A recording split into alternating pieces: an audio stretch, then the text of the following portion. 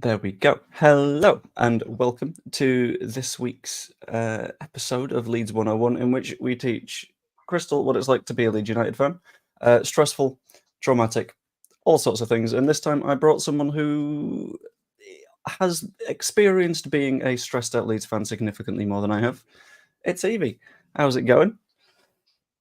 I feel like you're painting this picture that I'm a really stressy person watching Leeds, which is No. completely true. It really is, but I feel personally attacked that it's been broadcast on the internet now. Oh, it was more the fact that I only got back into supporting Leeds in like 2018, 2019 sort of times, and you, having lived in Yorkshire throughout that entire period, have dealt with it for a little bit longer than I have, and it's a stressful experience, Just isn't it? keep digging. Just keep digging, Jack. I'm not trying to dig. I'm sorry. Oh no. I did say that this was going to land in bullying, and I couldn't work out which direction. But how are we both doing? Hopefully good. Ever so well. We're good. Ever so well. Yeah. Okay, very glad. And apparently the team that we are now also being forced to support in return, the 49ers, did quite well this weekend, I think. Oh, yes, we did. Okay, so we played my husband's team, the Patriots, which I think most people, if they don't know football, American football, they at least know who the Patriots are because of Tom Brady. And Tom Brady had like a dynasty over there, won all his Super Bowls. He's not there anymore. He retired. He's now doing his thing in the broadcast booth. And my husband watched his team get absolutely destroyed by mine, and it was fantastic. So we had a bet. Whoever lost had to sleep on the couch. I didn't make him do that. I felt a little bad. I'm like, you know what? He already lost the game. I'm not going to make him sleep on the couch. But yeah, it was a good game for the Niners. We came back. The defense got a pick six, which I don't know if you guys know what that is. It's basically when the other team's quarterback throws the ball and it goes to one of our defensive players rather than one of their offensive players. And our guy, I called it. I said, Fred Warner's going to get a pick six today. And he did. He grabbed the ball, ran it into the end zone, got a touchdown for us on defense, which was incredible. So really good game for us.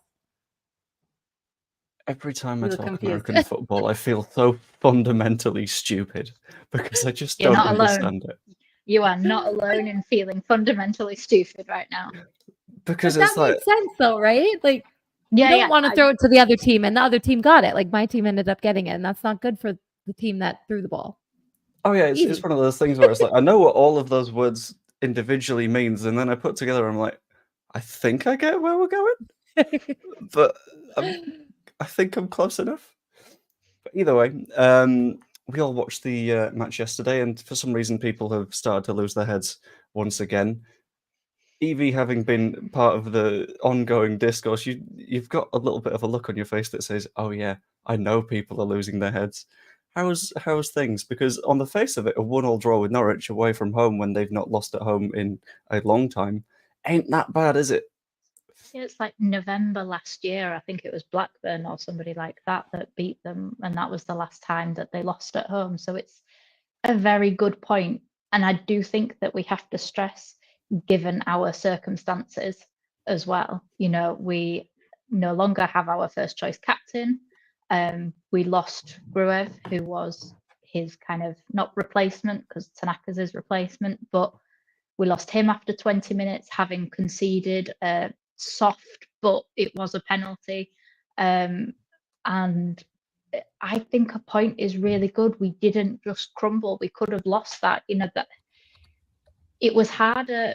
It would have been easier for us to have lost that game than it was for us to lose the QPR 4-0 game last season. We had a better team on the pitch then, and we lost. We got battered 4-0. So the fact that we came away with a point and we limited them to very little. I think they had one shot on target kind of thing. And that was a penalty. It. Yeah. Exactly. So what exactly did they create? You know, one decision, and then obviously as well some dodgy refereeing decisions, some over the top yellow cards, and a penalty decision not going our way. I agree it would have been soft, but I do think I've seen it given against us.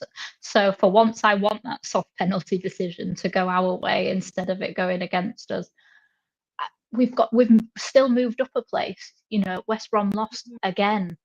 You know, if we beat Sunderland on Friday 2-0, we potentially could go top of the table depending on other results. So there's also 114 points left to play for in the season. Holy we smokes. could, we're fine. These things are going to happen. And after Friday, we've got, is it 2 weeks? Is the international break 2 weeks? Yeah, it's 1 weekend off, and then you come back the weekend after that. Yeah. So it's basically 2 weeks. Yeah.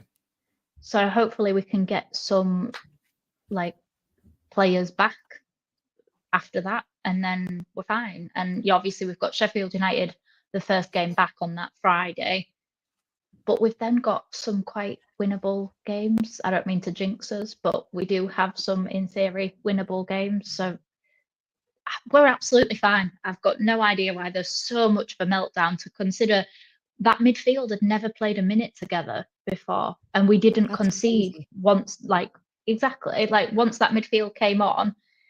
I know Tanaka was on the pitch when we scored, but Tanaka and Rothwell never played together before and played 3/4 of a match together and didn't concede another goal. So props to them as well. We're fine. You're going to go up against, and Norwich are not a bad team. They're really, really not. They're going to be in and around the playoffs again this season. So, that's fine. No problem, no issues. You're going to have rubbish games, and we don't have a bench right now, or we don't have the quality that we should have in theory, because three of our bench option. We don't have game changers off the bench. We don't have game changers off the bench. And that's the thing, is a couple of weeks ago we did have game changers, but they've all got injured. You had Schmidt, who's come on the last couple of times for Nantes, so that takes away that option. There's no Dan James, there's no Solomon. There's no Rothwell, because Rothwell was playing, because we've got, no Gruev and Ampadu.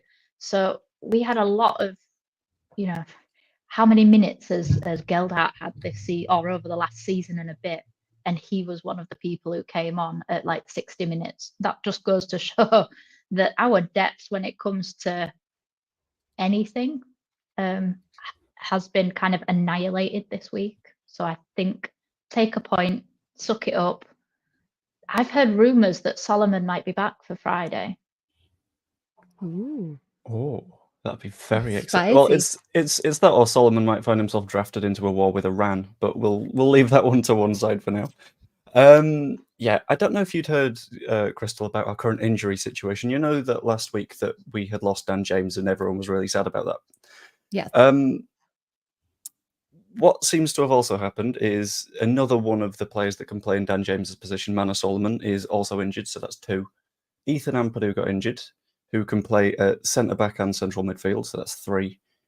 The guy that filled in for Ethan Ampadu, Ilya Gruev, got injured in the match last night, which is 4. Oh, geez. We've not got Max Vuba, who plays at centre-back, which is another position that Ampadu can cover, so that's 5. And Isaac Schmidt, who is our really fun, exciting, can play absolutely everywhere kind of guy, pulled a muscle in his bum. So that's 6 players out at the moment, out of a senior squad of, 23, 24? So we're a quarter of our team missing. Oh, man. And we still drew. So, as Evie said, yeah, you're still getting a point. That's pretty incredible. We got to look at the silver linings in this situation, especially.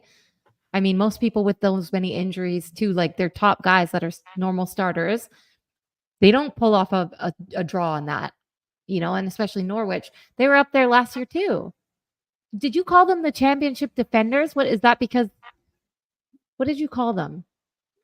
I don't know. I know they were a playoff team last season, and we played them in the playoffs, and we absolutely spanked them in the playoffs. That was a great game. But I don't know, man, but the team is not the same as last year. So to take at least a draw with them for a team that was up there, you got to look at the positives, right? Why are we going to, at this point in the season, how many games did you say, or how many points are available, Evie? 114, I think, is still left. I mean, there's tons on the table. We're good. People got to calm down. If you can squeak out these draws with injuries, that's incredible, honestly. Just to pull something up on you, Wayne, I'm not entirely sure that's what they do, but, but that's okay. Oh my goodness. Anyway, So we've dealt with the Norwich match from yesterday. As we've been discussing on this podcast series, whatever you want to call it, in the next few weeks, in the Leeds versus Watford match, we'll be there and watching it and having your first Leeds experience. First up, how are we feeling about the entire vibe, the entire shebang? Because a couple of days before that, you're in Newcastle for a 49ersy thing, and then you're in Leeds, and then you're in Manchester or back to Newcastle. I can't remember, but how are you looking forward to the entire gist? Oh, okay. So the 49ers event, we're actually, it's like the Niners aren't officially hosting it, but we're trying to get them on board. And usually every year they have an event that they cover. That's like the 49ers official takeover watch party somewhere either in London, in Leeds. We had one a couple of years back. Last year was in London. Or no, 2 years ago was Leeds. Sorry. This past couple weekends ago was in London. I couldn't fly out to that one because the team that we were playing, I didn't think it was going to be a good match. I'm kind of happy I didn't go because we got destroyed that game. So anyways, the team that we're playing now coming in, where is it that I'm going? To Newcastle. It's the Chiefs, who are the team that we lost to in this last year's Super Bowl, which is really sad. But I have this spicy feeling that we're going to kick their butts this time.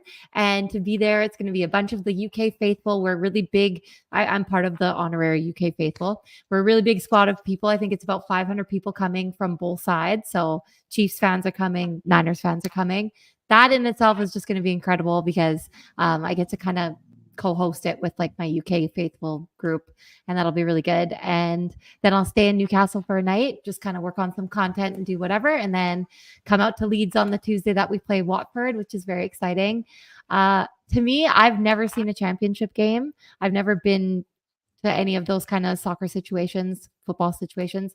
I've obviously seen Serie A games out on this side of the world, but I'm just excited for the whole entire vibe in general, because what I saw even in last night's game, you just see how the crowd, I was saying to you, the chants that they do and everything, it's unparalleled. Like I have not seen that in American football.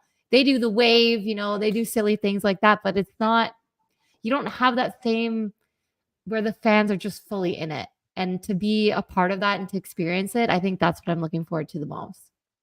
Yeah. Because you mentioned that because the way you're watching, you couldn't have sound on it. I think you said that it looked really, really funny seeing so many people in yellow shirts just sort of dancing away, but you couldn't hear a single thing that was going on outside of that. Yeah. In terms of that sort of stuff, what, Evie, do you think is something that might be a surprise coming into it? What is, because I have one thought in my head, and it's how spontaneous but organized something like the Junior Firpo chant is. Because it's sort of, have we lost an Evie? Evie hasn't moved for some time. She's frozen. Oh no. No. Hold on, I'm just gonna. She's very pensive right now. Yeah. Oh no, wrong side. Oh geez. But she's just at a loss for words. I know she's taking it back. Oh, there she is. There she is. Hey. I've had to turn my internet off, so I'm just on 5G at the minute because my internet's decided to go. This is why I don't live stream. What was I going to say? Yeah, so when a chant starts, it will often start with just a couple of people, and it really depends where you're sat in the stadium as to whether it picks up momentum. Because you'll often find in the north and the south stand, those are the stands that usually pick up the most, where the most people will kind of join in. You get a lot of kind of camaraderie in those sides, whereas the east stand is more family oriented and kind of tourist visitors, and that's often where I can manage to get tickets. But I've only been in the north stand for like friendlies. I've not been in the north stand for like proper game. I think I might have been in the north stand for a cup game actually once. But yeah, you'll often find that the ends are the loudest ones. But sometimes it's weird when you're in the middle, because you'll find like the north stand may start a chant and then it kind of has to like do a Mexican wave and get all the way to the other end.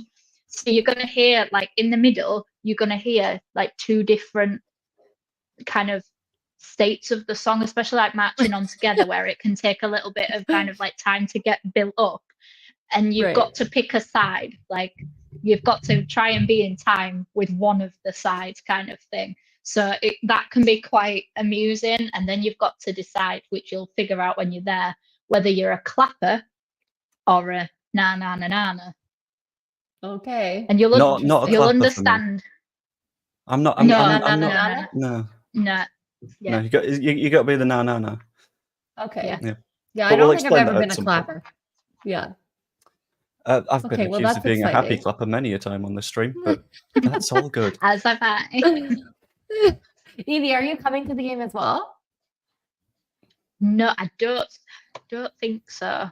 Is it a Tuesday night one? It's a Tuesday night, yeah. I'll have to see if I can squeeze it somehow. But I don't think. What date is it? The 22nd. 22nd, yeah. I've got it on I'll my have to see calendar. if if there's any spare ones. I don't think I could at the time. I think I had something on, and that's why I couldn't. But I've got a membership, so I'll see if I can. There'll be some See if I floating can around get in the one. ethers somewhere. That'll be fine. Yeah. We have the very slight. Go on. No, carry on. No, I insist. Go on. No. I've just been called a thorn between two roses, so I'm going to take a step back in this one. Just go for it. I can't remember what I was going to say now. Danny has made me lose my concentration. Yeah, we've got the slightly complicated position of not being north or south stand. We're in the west stand, but the media bit, which means that it's going to be quite complicated for us to get involved in anything, because that's where the unbiased people sit. And the thing is, do you want to fly in there with your full-on bias and just be like, yeah, I'm getting involved, or do you want to just sort of zen? Although last time I was up there, it was for. Do you remember the Swansea match last season, Evie? The absolutely mental one where it was just end to end at the start. Yeah, where there was like 3 goals in the first kind of 15 minutes or something. Yeah, I remember that. The guy that I was sat next to was a media student that was going to Leeds Uni at the time, who was a Man United fan. Oh, geez. And he couldn't. Yeah, I know, it's weird. And he couldn't pronounce like half of the team's names. And the number of times I just sort of give him an elbow and be like, it's Strauch, because he was doing like a voice commentary thing. And it's like, please, you need just have done some research here. But in cases like that, it was, I'm absolutely not going to keep my shit together because it's far too fun what's going on the pitch to be chill and zen and stuff like that. But when it comes to the chants and stuff, I think something that might take you a bit aback is sort of the complexity of a lot of them. Because, I don't know, how would you explain it? It's not...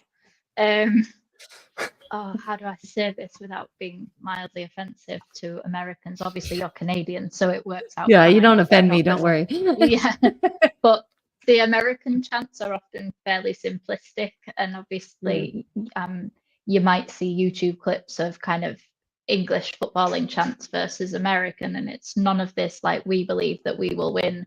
No, you'll get downright offensive chants that are often the best ones, and often the ones that are the loudest, that they have to kind of turn down the volume if you're watching it on TV, because you can hear very clearly what words are being said. Right, okay. Some of them you might need some explanation about. There's a certain ex-Leeds DJ that people like to chant at us, and we often will give it back, and that's something that I don't know whether, Joe, have you told Crystal about that particular person? Oh, Because how do we broach that situation? The way I'm going to phrase it is, this is a chant that I get involved in neither side of, because it feels wildly inappropriate, because there's still victims of said person.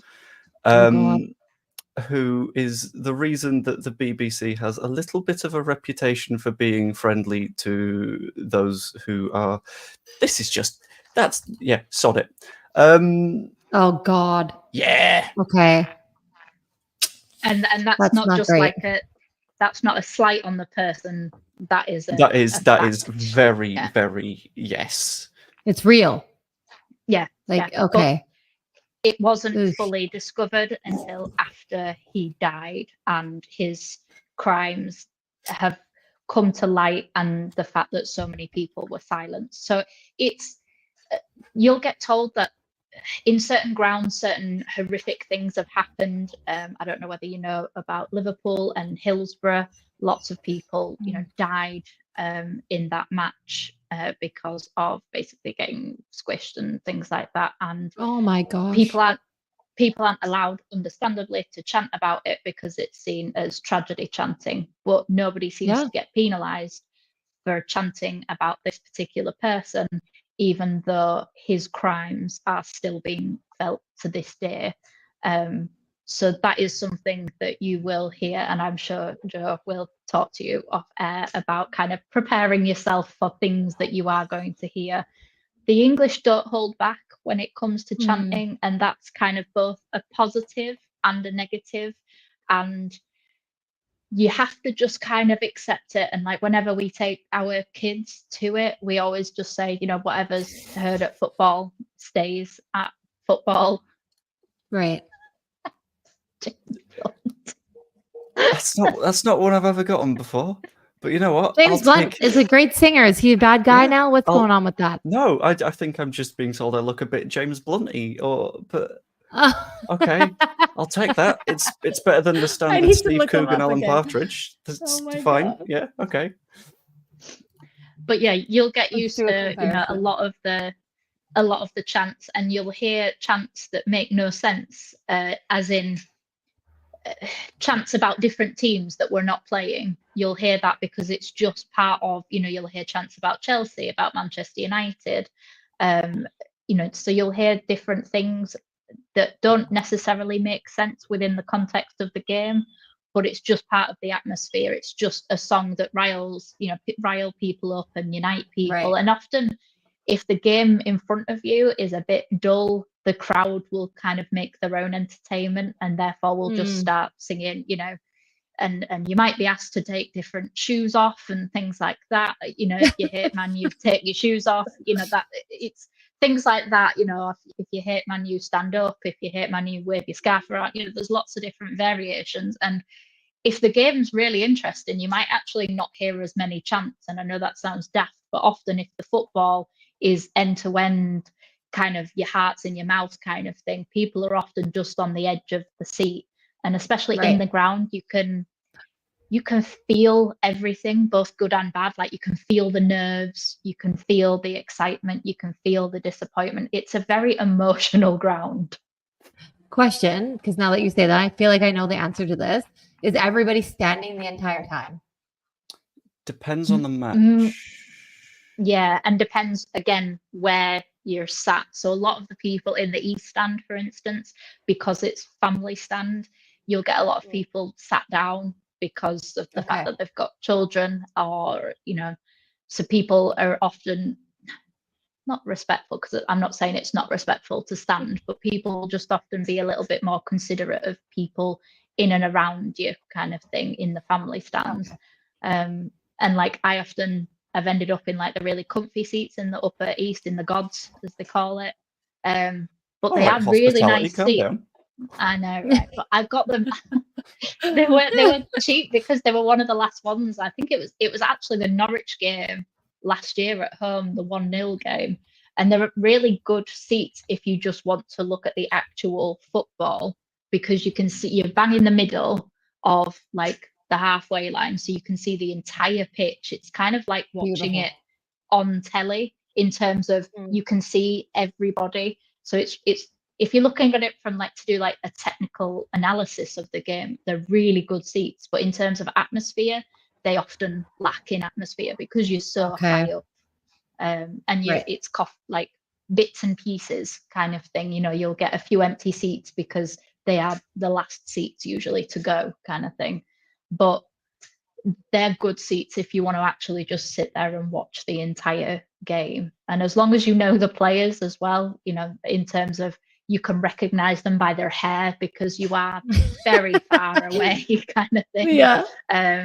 It's why, like, Bamford's blonde hair last season was quite good because you could spot him from a mile off, kind of thing. And whereas, you know, like we've got Ramazani and Nonto, who are very similar in every kind of proportion, and their hair and everything like that. So from a distance, sometimes I've mistaken them for one another because they're both quite short and slender and stocky at the same time. Right. But yeah, like Joe will point people out and name people for you. I will try. I hope so. The way that I'm able to sort of differentiate a few people is like weirdly by their run. So like I can split a Piru and a Bamford because Bamford runs weird. He runs really long and like he's sort of like trying to get as much out of every single step that he can, whereas Piru doesn't run. So there's the difference with that one. Yeah, I think that Nonto Ramazani's we're gonna have one of them get like a white streak in the hair or something like that. Yeah. And I know that numbers on the back of the shirt should, in theory, help, but it hasn't yet. So, No. Nah, not even a little bit. Yeah, and when it comes to chants and stuff, it's not even necessarily just stuff that's like long-term culture stuff. Sometimes a chant will pop up like this, and you'll have no idea who thought up the words or how they thought up so many complex words or how everyone knows it now. But, for example, you know the song Push It by Salt and Pepper? It goes, da, da, da, da, na, na, na, na, na, na. We have a 33-word chant about our left back who wasn't very good at the point that everyone just knows now, and it's everyone's favourite. There's a fairly easy one. Yeah. Hold on. Oh my gosh, I love it. He came from Barca. He won the cup in Spain. He came to Leeds, and he'll do the same again. He's fucking magic, don't you fucking know? His name is Junior Firpo. Da da na na na na na na na. And then everyone gets into it, and it's great. I love it. What other ones? We've got the Ampadu one. I quite like the Ampadu one. To the song of Ampadu. To the tune of Agadoo. I don't know if Agadoo made its way over to Canada/Italy at any point. I have no idea what that is. So the original song is Agadoo doo doo, push pineapple, shake a tree. This is Ampadu doo doo, plays in yellow, white, and blue. And there's also People are so clever, honestly. And who starts it? And then all of a sudden it trickles off to everybody. I don't get it. Do they have a group chat? Like there must be something. I don't know. I've genuinely got no idea. The Tanaka one's fairly easy. It's just the tune of someone figured Tanaka tequila, and just it's and then just shout Tanaka and then go into it again, which I quite like. I love that. Yeah, easy. But yeah, I think that bit is going to be pretty easy to sort of keep up with. I'm trying to think of any other. Have you got any pre-match traditions that you do? I always try and pick out. Okay. I always try and pick out a shirt that we've most recently won in, so that I'm going there with good vibes, type of thing.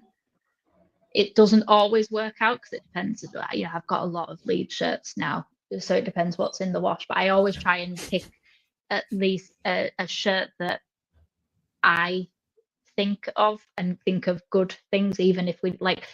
Obviously, we never won in the blue shirt last year, and I'm devastated because it's my favourite shirt from last season. It's such a nice shirt as well. I think it's just generally one of my favourites. It's so good. Yeah. It's your entire YouTube channel's theme for a reason. So. Look. She woke up from her nap and she was flipping her bed. So I'm like, I better go get her. Oh my God. Oh, she looks better than I do when I've woken up, to be fair. Literally same. But yeah, I've just realised that wasn't me agreeing. That was me agreeing for me, not agreeing for. I'm not being mean because I know that the moment I'm mean, the bullying starts to. Yeah, I know. He just comes in here, says all this stuff, and then expects it's my to just here. be all night. You guys came in here, to be clear. True. We took it over though. That's fair. I did invited you. Yeah, that's fair. Anyway, match day but traditions. other than that, I don't really kind of have anything. Like I like to make sure a bit TMI. I have to go to the toilet before the game because I refuse to go halfway through because A, I don't want to queue up. B, I don't want to go after people have gone through the toilets. Like, it's grim.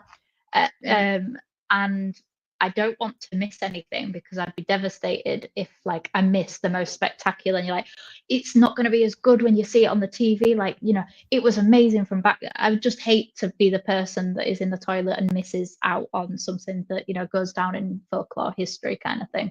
So I think that's probably one of my main things is that, I just try and make sure that I do not have to leave my seat at like any cost because I want to make sure that I don't miss out on anything.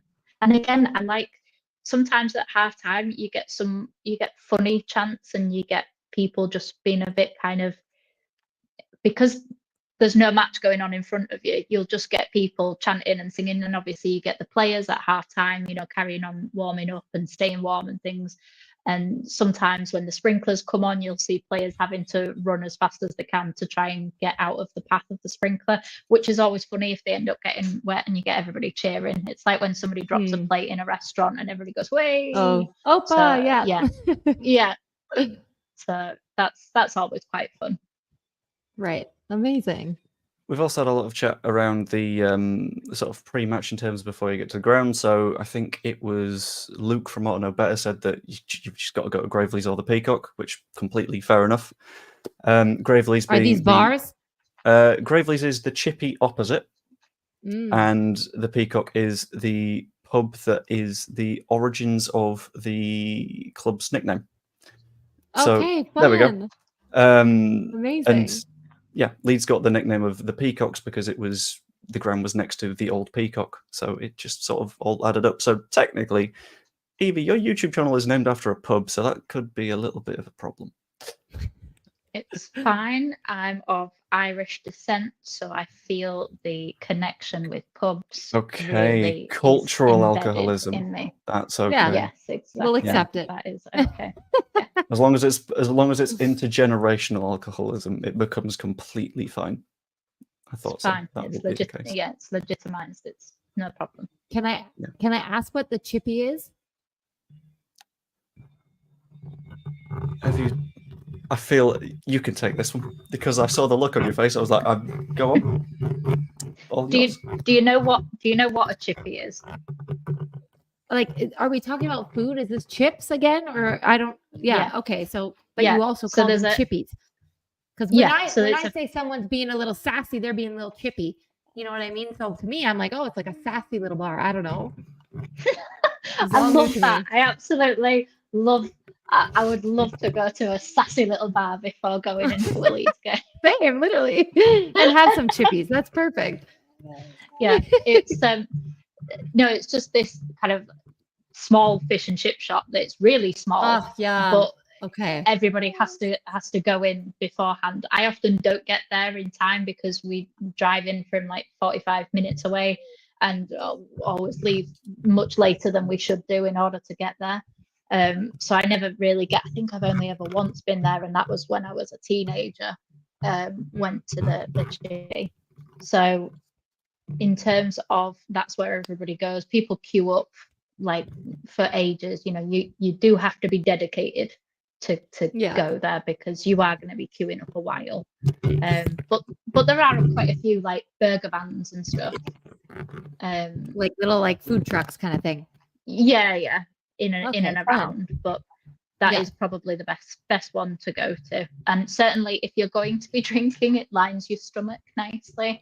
And Leeds is quite it's part of the culture is to maybe not be able to remember most of the game because of the fact that throughout a lot of recent history, the games until Bielsa came along were not great to watch. So maybe the drinking kind of it helped soak up the Helped a pain bit. of the football that you were watching. Yeah.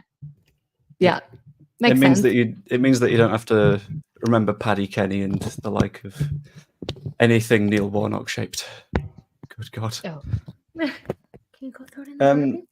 Weirdly, I've got a friend that has a very sort of similar tradition where pre-match he will go to the subway that is next to the Graveleys because it's fairly empty, and he'll just give whatever sandwich he gets a rating out of 10, and he'll use that as a prediction for the match that's coming, which means that a lot of the time he's significantly more negative than he should be. But it's like, you know what? Fair. It's a pre-match tradition that started in the season we got promoted. I'm not going to be mad about that in the slightest. I completely get it. I'm just trying to think what the other sort of pre-match traditions people had were. If anyone else has any pre-match traditions, though, pop them in the chat, shout them at us, and we'll happily talk them over.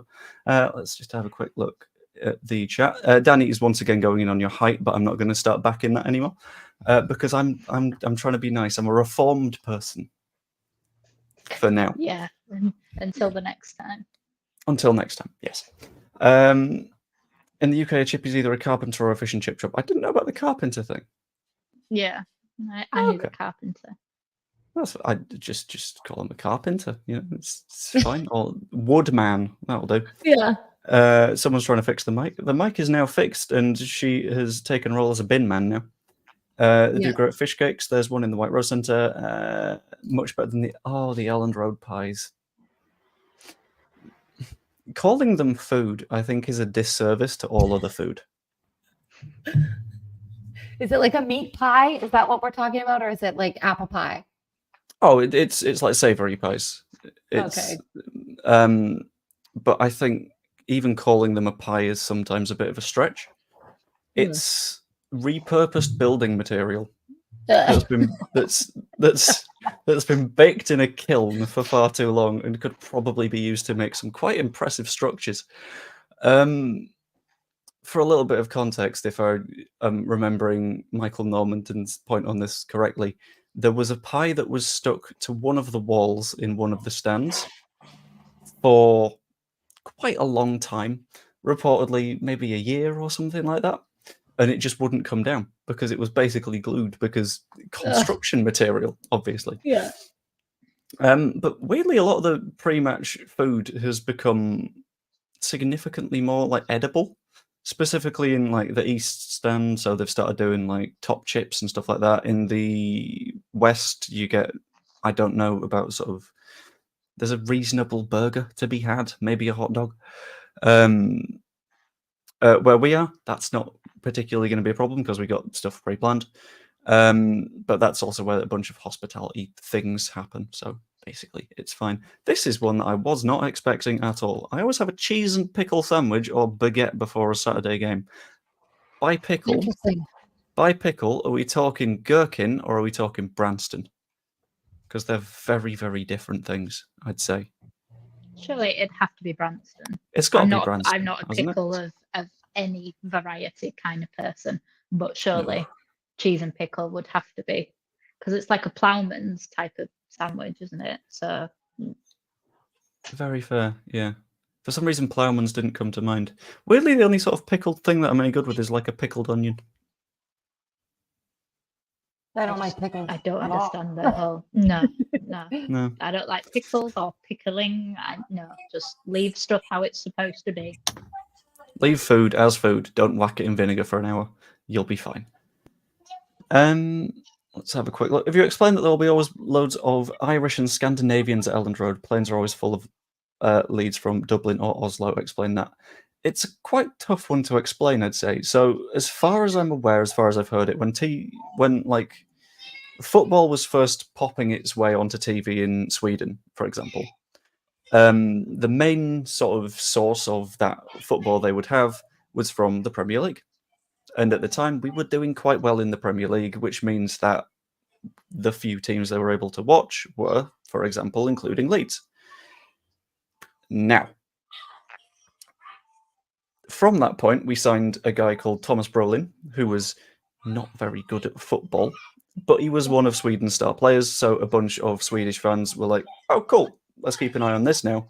and watched a little bit of Berlin and ended up eventually being Leeds fans. And it sort of seems to have become generational, and they now have, ironically, Stockholm syndrome. Yeah. But that explains the Scandinavian fans, and I'm guessing it's roughly similar for the Irish fans. I'm not 100% sure. But outside of that, I know Evie mentioned about... We've got Haaland in terms of Norway. We do. Yeah. So you know Erling Haaland? Of really good striker for Man City. Basically, best striker in the world. His dad played for Leeds. And he was born in Leeds. So there's a sort of connection there between the two. And I think he's actually a Leeds fan, and we got really, really close to signing him, but we couldn't be bothered forking out the money for such a young player. Yeah, if I remember right, he took a tour of our training ground, and then the owner at the time was like, I'm not spending £4 million on a 16-year-old, which at the time I'd say probably fair enough. But looking at it now, it's like, that guy's probably worth like £200 million. And we never had him. Yeesh.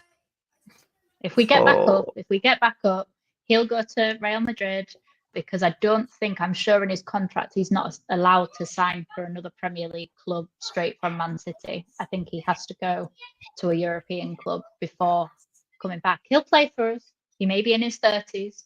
He may have a Zimmer frame, but he'll play for us one day. But he'll be here. It might be for a friendly before he kicks the ball and his ankle turns to dust. But he'll be here for a while.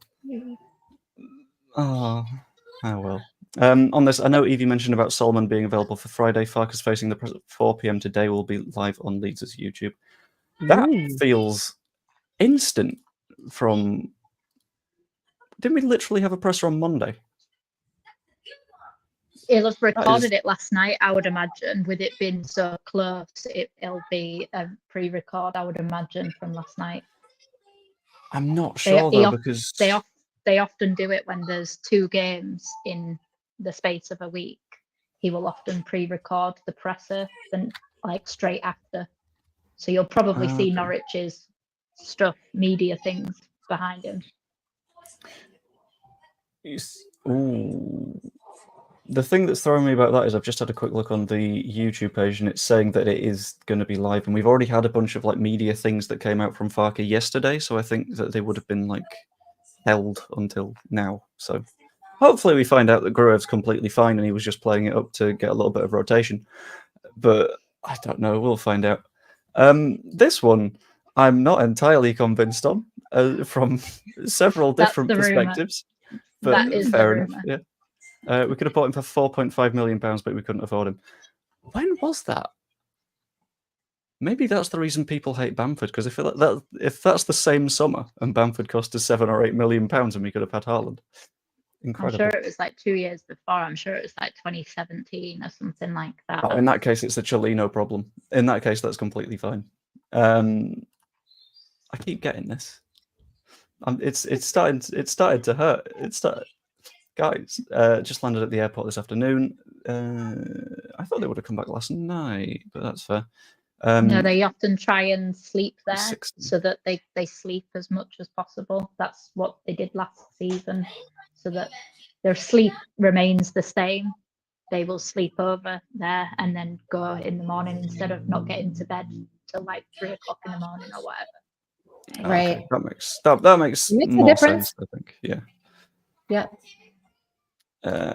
But I think what I'm going to do is I'm going to realise that I've forgotten to make any banners for this. But we're going to hop into a little bit of a less structured chat, a little bit very informal, and we're going to hop over to one of our favourite places, one of our regular features of Questions Corner.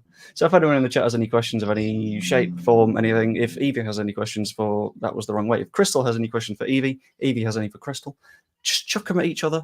Apparently, I am here as a sort of structural mechanism to support you two guys being in the same stream together. So I think what you know what? Oh, fantastic. Okay, I actually do have... He's in behind the scenes. We're okay. He's taking care of business. Okay, I do have a question for you, Evie. obviously, okay, first it's kind of a two-part question. How long have you been a fan? And do you have a match that you went to that kind of sticks out as one of your favorite all times? Ooh, good question. So I've been a Leeds fan. Oh, geez. What's going on here? I broke it. I'm sorry.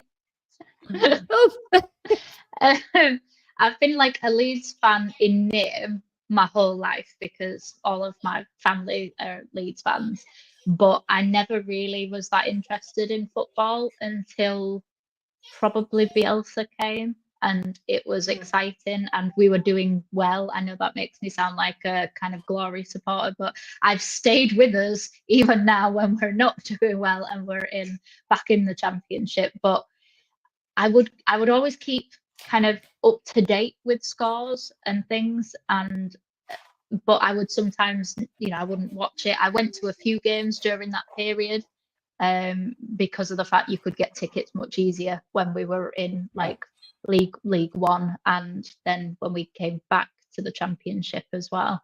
So yeah, I've in name my entire life, but actually actively supporting probably since 2018, 2017. Okay. But I got really into it kind of the promotion season because my husband is also a Leeds fan, and he was the one that convinced me. He said, if we get promoted back to the Premier League, please can we get like Sky Sports so that we can watch it because we'll be on the TV more. Yeah. So yeah, he's the reason for me becoming now. So like I watch every single minute, I watch all the press conferences, I watch everything to do with Leeds now. In terms of game, it's actually it was actually a pre-season game from a couple of years ago because I don't manage to get to a great deal of games because I'm not I'm on the waiting list of season tickets. But it was the 6-2 game against the Italian side, Calgary, when we beat them because my daughter is half Italian, so she's from she's half Sardinian, so she was actually there at the time and they were watching the game, and I was obviously watching it, and she was supporting Leeds, and obviously all of her family there was supporting the Italian team. Amazing, and she's there kind of surrounded. She was only 9 at the time, so she was still quite like young, and been like, she's the only one sat there watching it. And I always enjoy that because of the fact that it was 6-2, but it did go to 3-2 at one point, and it did look like actually we might go from 3-0 up to drawing or losing that game. But then Bamford came on and scored. I think he scored a brace in that game actually. And Aronson was good at set pieces, and it all just looked really good. And then obviously we got relegated that season. So it ended up, but I enjoy that game more for the personal reasons than the kind of the actual game. It was, Rasmus Christiansen, who is a lone player that we don't like anymore, came on and looked like this giant Viking character, but he ended up getting a head injury of his own making in that game, and I think that was probably a precursor to how poor he was going to be in the season. But he looked great because he had this bandage on and he came back on again and stuff like that, so he looked really cool. But it all fell apart. It fell apart that season. But I love that game for the personal thing of the fact of it was kind of Leeds against kind of my daughter's like dad's team, so it was quite funny because of the fact the score ended 6-2. Yeah, that's incredible. I had a little bit of a thought whilst I was in my little purgatory. There's a good, because it was relating to this season that you got a little bit more involved, and like I got a little bit more involved roughly the same time. Would you recommend the Amazon documentary? Yes. I'd say that would be very, very good. I will point you in that general direction because it is really. I have really good. Amazon Prime, so I can watch this. Yeah. perfect. Because a lot of the players won't necessarily be relevant right now. There is one that is relevant right now, maybe two. Basically, Pat's still here. Is And it called Take Us Home? It is. It's that one. Yeah. Okay. The first series, spoiler warning, the finale made me cry a bit. Oh, Yeah. I'm a crier, so I'm probably going to cry. The slowed down rendition of Marching On Together is something that I didn't expect to be so second brutal. series, right? No, I think surely that's the first one because it's the because Derby playoff. Yeah, because the other one is the song "Take Us Home," and then because that's the happy one that's playing over Bielsa giving people a hug, which was really, really Anyway, literally played last night. I'm not getting into this one right now. Question for Crystal: if she wasn't a 49ers superfan, would she be a fan of any other sport? Okay, I actually am a fan of other sports. I don't really talk about it often. I was born and raised in Vancouver, so I'm a big Vancouver Canucks fan. It's just really difficult to watch the games over here in Italy because they start at like 4 a.m. and it's just not ideal situation. But last year when we were going through the playoffs and everything, I stayed up for the games. It was incredible. So yeah, huge Vancouver Canucks fan. I kind of support the Whitecaps, which is our MLS team. I've never really been huge on them, but I do support them. We also have the BC Lions, which is our Canadian football team, the CFL. I like them, but not as big as the 49ers. And then obviously living in Italy and even just growing up as an Italian, my mom and dad are both Italian. We're really big into Serie A. My dad grew up in Udine, so he's a big Udinese fan. I am an Udinese fan because of it. And just Team Italia as well. So national team, whenever Italy's playing in either the Euros or the World Cup, I'm really big on supporting them. I actually, when I was 16 years old, 2006. Yeah, I know. I did it for you, man. I did it for you. I actually washed my hair and like give myself a little blowout today. So that's the hat is when I'm lazy. I have a daughter. It's tough. As a mom, like it's tough sometimes. So we go with the hat. But where was I at with that? Oh, 2006 when Italy won the World Cup. I had bet my dad. I was 16 years old. I'm like, if we win the World Cup this year, can I get a tattoo? My first ever tattoo. He's like, they're not winning. They're not. And my dad is like a pessimistic fan. He like sees it as it is. And he's like, they're not winning. Dude, they don't have the squad. They ended up winning that year. And me, my brother and sister went and got tattoos. And I was one of the only people in school with a tattoo at 16 years old. It was awesome. So yeah, I love my Italian teams and my Canucks, but 49ers are everything. I'm wearing like every day I'm wearing something. If it's not the hat, it's something 49ers. Hang on, I got it. There we go. Hold on. We need someone with a hat. And I remembered that I got my membership hat. There we go. Oh, that's so cute. Oh my God, I love it. What do you guys call these kind of hats, by the way? Am I on the same page with this? Oh, it's a bucket hat. Right. Okay, good. Yeah. You never know, next man. up, we have a question from Clem Fandango. We can hear you, Clem Fandango. Dan James or Ampadu, which would you pick? Which, if you could pick, would you choose to retire from international football? I feel like this one's for Evie. Oh.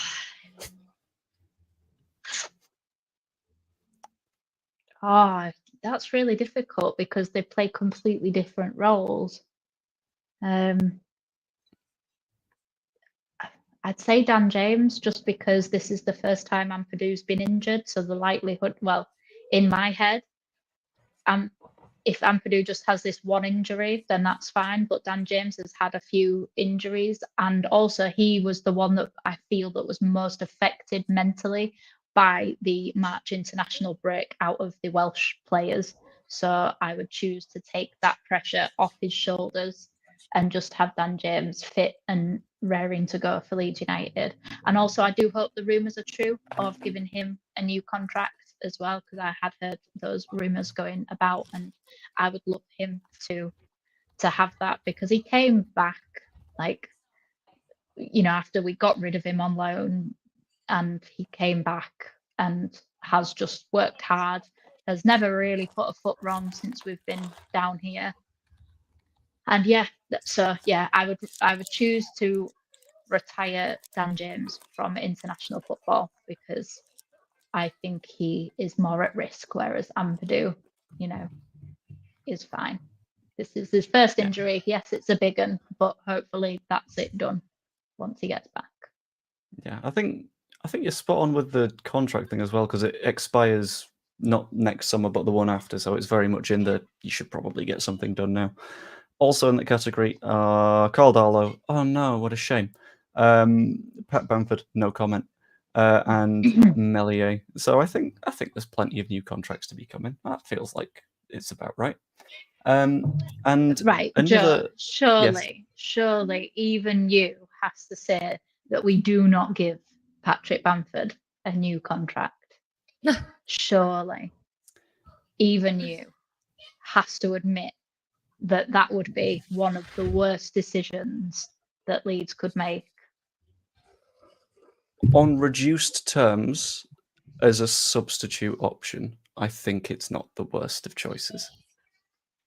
But surely for that you could have youth come through rather than a, by the time his contract runs out, what's he going to be, 32? I genuinely got no idea. Because in terms of age. I'm sure he's 31 this year in September. I'm sure he turned 31 in September. I'm happy for his contract to just run out and for him to walk off into the sunset, go to the MLS and do something funky over there. The thing with this is the rational part of my brain is like, you're probably right. The irrational part of me that has been removed from various places online for having this conversation at all says, no, fuck you. He gets a new contract. Ironclad, 12 years. He's here forever. And I know it's not going to happen. But I'll do it out of spite. Another question, this one from Russ. If you could have one of the players from the promotion squad in this current squad, who would it be? I think for me, there's one real choice, and it's Calvin, right?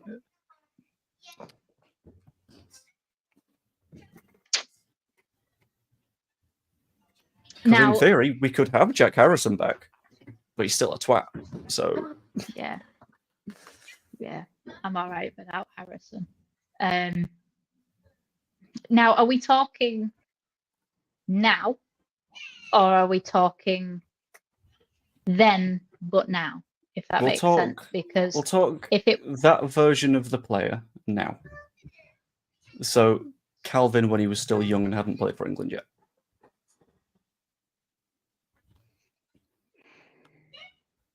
Well, Calvin has flourished and only actually been a sustained good player under Bielsa. So there's no necessary proof that Calvin would do it under Farke. Whereas I think if you were to take somebody, I suppose you could say the same thing about this player. I'm going Click because I actually think we miss that grit. Calvin did provide some grit. Click provided more grit. And also he did pop in with some goals as well, whereas Calvin got very few goals from, I know obviously that wasn't his job, he was a 6 kind of to sit, in front of the defence, I get that. But for me, we're missing that fight, that desire to protect your teammates as well. And Click does that, and Click does that so well that you can't help but smile at him. And it would be the same that I would maybe even choose Alioski again. Like I just love that kind of shithousery type of thing. I think we're missing that. I think we have better technical players, but in terms of heart, yeah, I think a Click or an Alioski. But I think Click was more skillful, so I would probably go Click for me. Is there an outside shout looking at our current injury situation to say Stuart Dallas because he could fill all of the holes that we've got at the minute? Yeah, that is a good thing. Yeah, but again, so many of those players have got no previous or after Bielsa real positives kind of thing. So it is really difficult to say, because Bielsa is the common theme with all of those players and getting the best out of them. And Daniel Farke is a better man manager than Bielsa, but in terms of tactical and getting the best out of the player, just look at Rafinha now, Barcelona telling him to not run so much and stuff because they don't want him to knacker himself out. But Bielsa instilled that kind of into Rafinha. He's the only player really that's gone on to actually achieve better. I know Calvin, you could argue he's won the treble, but did he? No, did he really? He was there. He was in the room while some other people won the treble. Exactly. So for me, Rafinha is the only player who's gone on to actually achieve anything after Bielsa, but he wasn't in the promotion season, so you can't choose Rafinha. If he was, then obviously it goes to Rafinha. Oh, it's not even close if he was. Imagine him against championship players. Oh, that'd be so good. Anyway, we've hit an hour. So what we'll say is the next questions pop in the chat. We'll call the last one in questions corner, and then we shall wrap up for the day. But I've had a nice vibe, a nice chill. It's been less terrifying than I fully expected it to be. Thank you, guys. And yeah, are we feeling a little bit more pumped for Watford? / are we? I don't know. I've forgotten where that sentence was going partway through saying the sentence. Someone finish off the sentence for me. It's been a long day already. We're feeling amazing, honestly. There we go. You're hyped up for it, Crystal. Like, you've got to make sure you've got plenty of layers as well, because you never know what the English weather's going to do. It might be ridiculously warm for a day in October, kind of thing. Right. So be prepared, have layers. Okay. Mentally prepare yourself for all of the language that you're going to hear. You will have a very varied vocabulary by the end of the match. Do some Googling of some chants so that you can maybe get yourself again prepared, because if once you know the words, then you can hear them. But obviously, if you've never heard them before, you might not necessarily be able to pick up exactly what people are saying, kind of thing. Because obviously, if people are slightly out of time, then you might not necessarily be able to hear like the nuance of each word. But yeah, I would definitely get yourself kind of prepared. And can you walk out, like, obviously you're in like a press box, can you leave that at any point and go for a wander into the actual stadium, or are you just confined to your it's literally just top of West End with some desks in it that have some plugs, so it is like a little short walk, and then you're just in the stand. It's just in the stand basically. Yeah, so I'll definitely recommend, on that note, on that note, I would also recommend bring a laptop so we look like we're actually press people rather than people that sent an email and got lucky. The laptop is on the way. Don't worry. It's coming with me for 49er stuff too, so we're good. Good thinking. And we can bring a backpack and everything, or do they allow that? Oh, yeah. That's all good. Yeah, because you need chargers and stuff like that. Yeah. Let's have a quick look through the remaining questions that we picked up, because we got more than one. But one of them was a little bit mean to Evie, so I'm not going to touch that one because I'm going to be nice. Who's the biggest shithouse in the NFL? Ooh, currently, I got to go with, they snuck out a win, but we're going with the Carolina Panthers because the year that we took Chris McCaffrey from them, they got traded. I've just realized, I don't think you know the meaning of the term shithouse. Shithouse, is that bad? I don't know how to explain it. Oh, Evie, have you got this one? It was like really terrible. No. So shithouse is when when you're purposely trying to wind up the opposition in order to kind of get them to do things bad. Like potentially when you're going in for a tackle, you'd maybe leave a little shoulder badge on them every time that you go in on something, or you'd say something, and it quite often, unfortunately, comes back to mother, sister, girlfriend type jokes.